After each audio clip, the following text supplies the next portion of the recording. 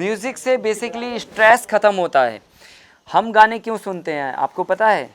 जब हमें लगता है कि यार मन नहीं लग रहा, और मन इसलिए नहीं लग रहा क्योंकि तनाव आ गया आपके शरीर में, आप उसको डिफाइन नहीं कर पा रहे कि आपको स्ट्रेस आ गया है।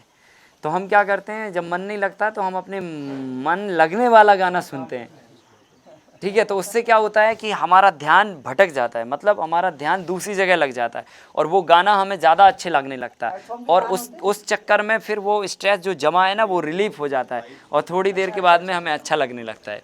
तो ये स्ट्रेस ख़त्म करना बहुत ज़रूरी है और ये हर किसी को होता है, हमें भी होता है, जीव जंतुओं को भी होता है, पेड़ पौधों को भी होता है, वनस्पतियों को भी होता है।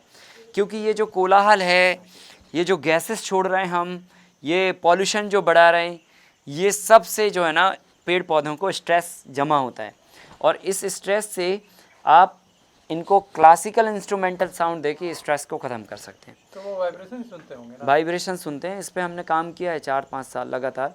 इसमें 11 गाने हैं हमारे पास जो पौधों को, फसलों को और इनको गायों को और इनको सुनाते हैं, केंचुओं को।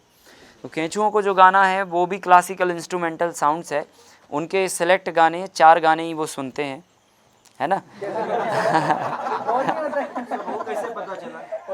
प्रयोग करने से, है ना, प्रयोग करने से, वाइब्रेशंस देने से।